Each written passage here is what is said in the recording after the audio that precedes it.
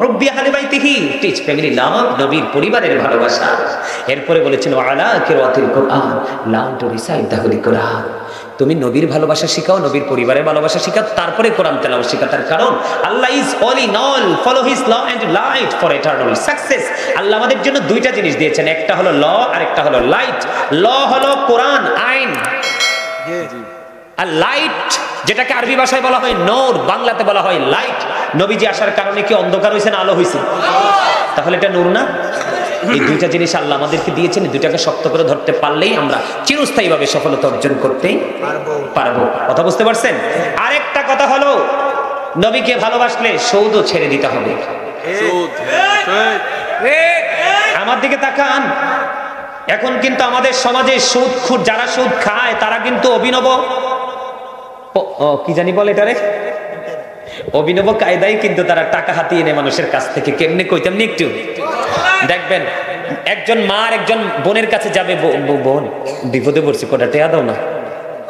আবার গেলে কয় বোন হারামও নাই, কারামও নাই, কোনা বোন গো তোমরা মাস শেষে একটু লাভ দিব। এবার কয় বুবু তাহলে শুনেন একটা কথা কই, কয় আমার কাছে নাই, আমার বড় দুলাভাইটা বিদেশ থাকে, আফার কাছে টাকাটি পাঠায়, সব অ্যাকাউন্টে আছে। এখন তুমি যদি লাভ দাও, স্ট্যাম্প সাইন দাও, কারণ তুমি মাইরা দিলে তো আর আমি ধরা খেয়ে যাবো, দুলাভাই আমার বোনকে সাইরা দিব। তেল লেগা আফার কাছে কিছু টাকা আছে, তুমি যদি ঠিকঠাক মতো দাও তাহলে এটা আইন না দিতে পারবো। নাউজুবিল্লাহ কর। এই কৌশলে কেউ বোনের কথা কয়, কেউ মার কথা কয়, কেউ বড় বাবির কথা কয়, কেউ জালের কথা কয়, কেউ দাবরের কথা কয়ে কিন্তু কৌশলে শোধ লাগায়। মূলত এটা একটা চক্র। গেল এটা। মুরব্বীরা কিভাবে লাগায় জানেননি? ভাই বড় বিপদে পড়ছি, ছেলেটা বিদেশ পাঠাইতে পারি না, ভাই ওটা টাকা দাও না। এর ভিতরে কিন্তু হিংসা ঢুকছে, আরে এর ফলা যদি বিদেশ যায় আমি তো সুদে টাকা লাগাইতে পারবো না, বড় লোক হয়ে যাবে সে। যাক হগলবেলা বিদেশ তো যাই গিয়ে একটা জাতা দিয়ে দেই, কি ভাই আমি এমনি টেয়া দিতে পারবো না, আবার বাইরের থেকে কিছুটা আইনা দিব, লাভ দিতে হইব। তো এত বিপদে পড়ছে, দিতে হইব না? নিচে স্টানে সইটই দিয়া আল্লাহ রাসূল কয় আহারে সোরা, সবাই রে ফাঁকি দিলি, সুন্নির ঘরের সুন্নি তুই সবাই রে ফাঁকি দিলি। তুই কি বুঝছস আমি আল্লাহ দেখি না, আমি শুধু দেখি না তোর মনের ভাষণাও জানি। কথা কয় না কেন? আল্লাহ কয় আমি তোমরারে বানাইছি, তোমরার ভিতরে সব সেটিং করছি, আমি আমারে ফাঁকি দাও। আল্লাহর হাবিবকে কইছে, আল্লাহ হাবিব আপনি জানাইয়া দেন, যিনি সুদ খায়, যিনি সুদ দেয়, যিনি সুদের সাক্ষী হয়, যিনি স্টাম্প লেখে, যিনি আদান প্রদানের সন্ত্রাস বাহিনী নিয়োজিত থাকে। কিন্তু কথা কন না কেন? আপনাদের সমাজে মনে হয় নাই যে ওমাগো আমার দি ধরছে সবাই আছে নে, আপনারা এত মানুষ উপস্থিত হয়েছেন, আমার কাছে তো মনে হয় এখানে সুদের কারবার নাই। আল্লাহ গো হেইয়া মুইয়ান কি আর মু, আল্লাহ রাসূল কইছে লা তুকবালু সালাতুন বিগাইরি তুহুর ওয়ালা সাদাকাতিন মিন গুলুল। আল্লাহ রাসূল বলেছেন পবিত্রতা ছাড়া ইবাদত কবুল হয় না, হালাল টাকা ছাড়া দান করলেও দান কবুল হয় না। আপনার আল্লাহ রাসূল বলেছেন তুমি যদি 10 টাকা দিয়ে একটা জামা কিনো, 9 টাকা তোমার হালাল, 1 টাকা সুদের ঘোষের পরের হক মারার টাকা, এই 1 টাকা 9 টাকার সাথে যুক্ত করে 10 টাকা দিয়ে তুমি জামা বানাইয়া তুমি নামাজ পড়েছো, কিয়ামত পর্যন্ত নামাজ পড়তে পারবা, আল্লাহর কাছে সিজদা কবুল হবে না। সুদের মতো নোংরা অনেক লম্বা একটা হাদিস, শুধু হাদিস শরীফটা আমি যদি স্টেপ বাই স্টেপ এক একটা পয়েন্ট আপনাদের সামনে তুলে ধরি মিনিমাম লাগবে আমার আধা ঘন্টা। সামুরা ইবনে জুনদুব রাদিয়াল্লাহু তাআলা আনহু থেকে হাদিস কানা বর্ণিত, হাদিস কানা এসেছে বুখারী শরীফের মধ্যে। বন্ধুরে আমার নবী সাহাবায়ে কেরামদেরকে প্রায় সময় প্রশ্ন করতো, তোমরা আজকে কোনো স্বপ্ন দেখছো নি? যদি দেখতেন তারা বলতেন। একদিন নবীজি প্রশ্ন করলেন, নবী গো আমরা কেউ স্বপ্ন দেখিনি। নবীজি বললেন আমি একটা আজকে স্বপ্ন দেখছি, তোমরা কি শুনতে চাও? নবী গো শুনতে চাই। স্বপ্নের মধ্যে একটা জায়গা শুধু তুলে ধরবো। নবীজি বললেন আমার কাছে 2 জন ফেরেশতা আসলে এসে বলল নবীকে চলেন আপনাকে নিয়ে আজকে ভ্রমণ করব। নবীজি ভ্রমণে বের হয়ে গেল। বন্ধু নবীজি ভ্রমণে বের হয়ে অনেক কিছু দেখেছেন, বন্ধু আবার কখনো দেখা হলে আমাকে মনে করাই দিবেন, আমি হাদিসটা নিয়ে আলোচনা করব। সবে একটা পয়েন্ট তুলে ধরবো। নবীজি দেখতে সামনে গেলেন, নবীজি গিয়ে দেখলেন একটা রক্তের নদী। একটা রক্তের নদীর মধ্যে একজন মানুষ সাঁতার কাটতেছে। কি করতেছে? সাঁতার কাটতেছে। সাঁতার কেটে কেটে তিনি পাড়ের দিকে আসতে চায়। একজন মানুষ বড় পাথর নিয়ে দাঁড়িয়ে আছে। সে যখন পাড়ের দিকে উঠতে চায় তাকে পাথর নিক্ষেপ করে হাজার চেষ্টা করার পরেও লোকটা কুলের মধ্যে পাড়ের মধ্যে আসতে পারে না। নবীজি সঙ্গীদেরকে প্রশ্ন করলেন, এই লোকটা কে রে? নবী গো, এটা আপনার একজন নামদারি উম্মত, যেটা আপনার উম্মতের কাতারে পড়ে না। পৃথিবীর মধ্যে শুধু গরিব মানুষের রক্ত চষে নিয়েছে, সে হলো দুনিয়ার সবচেয়ে বড় শত্রু। রক্তের মধ্যে কি নির্দিষ্ট সময়ের পরে রক্ত না দুর্গন্ধ হয়ে যায়? রক্তের মধ্যে কন্টিনিউ সাঁতার কাটতেছে। ওই যে বলেছি, লা ইয়ামুতু ফিহা ওয়ালা ইয়াহইয়া ওমা হুম আনহাবি গায়িবিন, সূরা ইনফিতর 30 পারা। আল্লাহ বলে দিয়েছেন, মরতেও পারবা না, বাঁচতেও পারবা না, পালাতেও পারবা না। খাবার কি? এক জাহান্নামী পুড়ে পৌঁছে লিকুইড হয়ে যাচ্ছে। এটা আরেকটা জাহান্নামীর জন্য আল্লাহ রাব্বুল আলামিন তৈরি করতেছে। আরেকটা তৈরি হয়েছে, পুরে লিকুইড হয়, আরেকটার বডি তৈরি হয়েছে। যেটা পচে গেছে এটারটা, যেটা বডি হয়েছে এটারে খাইতে দিছে, ওইটা আবার পচতেছে, এটারটা আবার এইদিকে যেটা বডি তৈরি হয়েছে এটারে খাইতে দিতেছে। নাউজুবিল্লাহ বলবেন না? আপনি আর বান্দা রইছেন নি? আপনি আর উম্মত রইছেন নি? যেই উম্মত নবীজির আদর্শকে অন্তরে ধারণ করেনি, নবীকে সম্মান করেনি, তাদেরকে নবীজি উম্মত বলে পরিচয় দিলেন না। এবার আসেন, এই মাসে নবীজি মেরাজে গিয়েছিলেন। কে কে অবিশ্বাস করেন?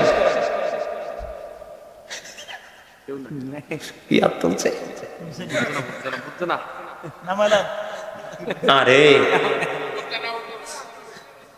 আপনারা আগে বুঝছি, আমি যে আমার দাদাই বুঝছে না। সব সময় মানুষ পজিটিভ প্রশ্ন করে, আমি যে উল্টা করছি দাদা কি জানতো? আস্তে করে হাতটা তুলে দিছে দাদা, দাদাই বুঝে নাই, এই জন্য তুলে হাসার সুযোগ পাইছি। কথা কন না বলে? নবীজি যখন মেরাজে গেলেন, বন্ধু জান্নাত জাহান্নাম পরিদর্শন করলেন। এই আমার দিকে তাকাও যুবক, কথা বলো না। জাহান্নামের দিকে নবীজি তাকায়া দেখলেন শুধু ধনী ধনী মানুষ আর মহিলা বেশি। নাউজুবিল্লাহ কন্না।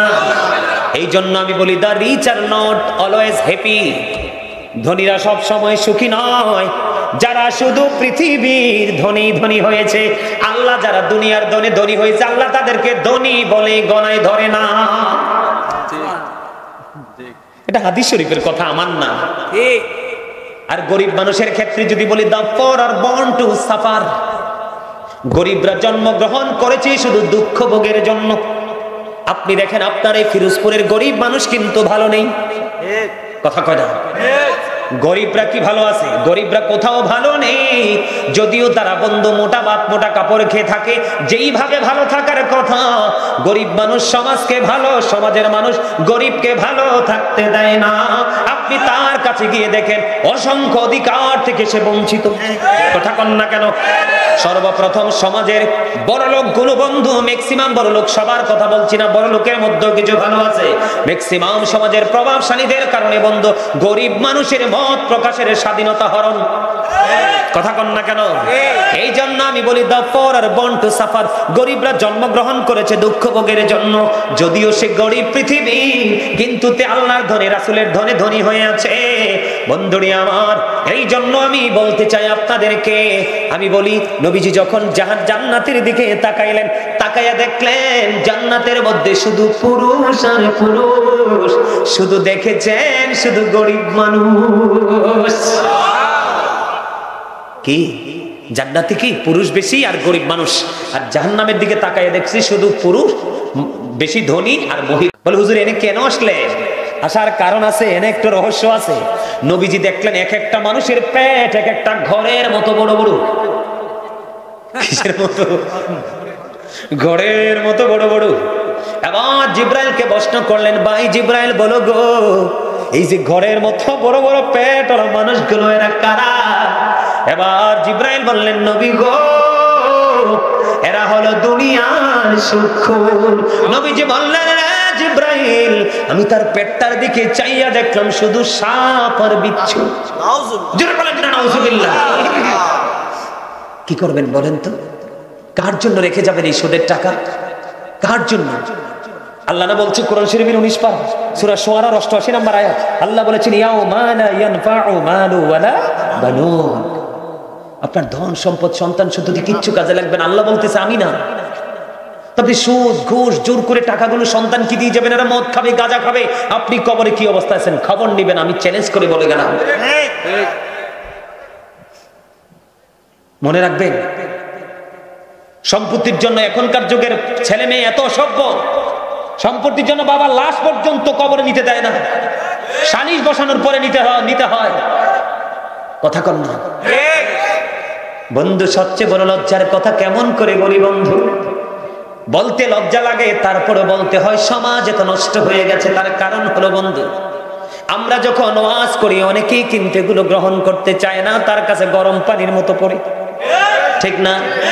ইসলামটাকে মানুষ ব্যক্তি স্বার্থে ইউজ করতে চায়, ইসলামের যে রঙে রঙিন হতে চায় না। এখনকার মানুষের বিবেক বুদ্ধি শিক্ষা এত নিচে নামতেছে ধীরে ধীরে, এই জন্য মানুষ অন্যায় করতেছে না, অপরাধ করতেছে, হালাল খাচ্ছে না হারাম খাচ্ছে, এটার কোনো তোয়াক্কাই করছে না। এই যুবকেরা আমার দিকে তাকাও, আল্লাহর হাবিব বলে দিয়েছেন যে ব্যক্তি সুদের মাধ্যমে 1 টাকা উপার্জন করলো সে যেন তার গর্ভধারিণী মায়ের সাথে 36 বার যেন জিনা করলো। আরে রাসূল বলেন না নাউজুবিল্লাহ। আমার মানে এই কথাটা বলতে এত ঘৃণা লাগে যে ব্যক্তি সুদের মাধ্যমে টাকা উপার্জন করলো সেই যেন তার মাকে বিবাহ করলো।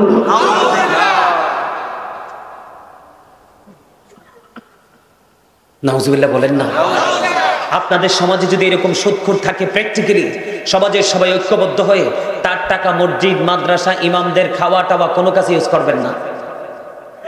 আর হুজুরকে বলি মহল্লার ইমামকে আপনি, আমি ভাই আপনারে কইয়ে যাই, আমি কিন্তু এক জিনিস, আমি কাউকে হিসাব করে চলি না। আমারে কারণ বলে হুজুর চলেন না কেন?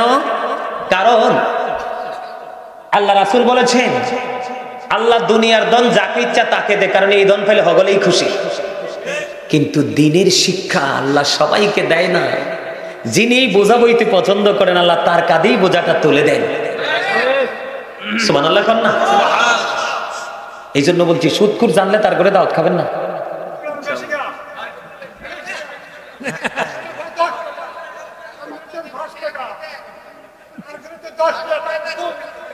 আবার শোনেন, এখানে আরেকটা খবর আছে কিন্তু সমাজ দ্বারা চলে। আমি আমি আপনাদেরকে বলি, হুজুররাও আছে পেশারে, অন হেন না গেলে না আবার পিছন দিয়ে বইস জ্বালা দিব।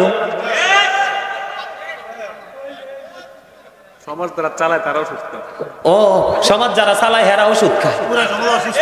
পুরা সমাজে তো মানে পুরা বডি অসুস্থ, মলম কোন জায়গায় দিব মিয়া? এই মিয়া কালেকশন বন্ধ রাখেন। যেই ভোট পাইছি এই টাকা তুললে গেলে আল্লাহ আমারও সব ফিটবো।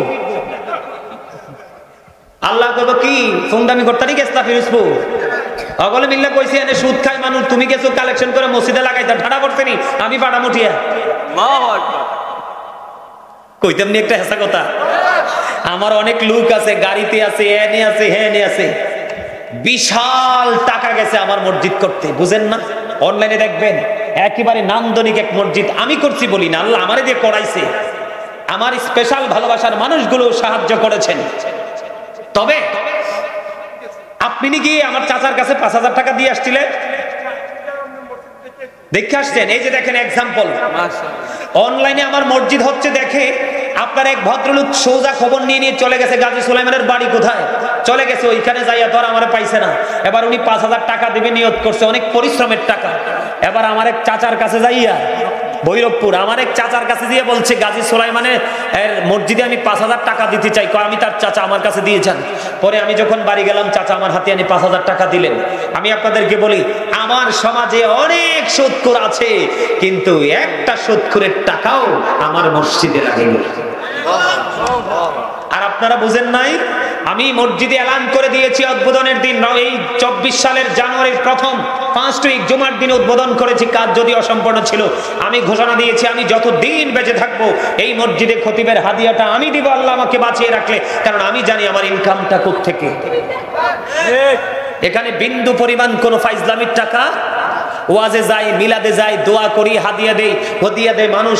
বিশেষ করে আমার অনেক ভালোবাসার মানুষ আছে, এর মধ্যে কিছু আছে একেবারে বেশি ভালোবাসেন, তারা সুখে দুঃখে আমাকে লন্ডন আমেরিকা থেকে হাদিয়া পাঠায় আমার নিজের পার্সোনাল চাহিদা মেটানোর জন্য। তো তাদের থেকে কিছু কিছু নিয়ে আমি সারা জীবন এটা চালাতে পারবো আলহামদুলিল্লাহ। আমি কিন্তু আমি এমন এক মানুষ আজকে আপনাদের সামনে বলতে বাধ্য। আমাকে কালাম ভাই দাওয়াত দিছে। কালাম ভাইটা কই?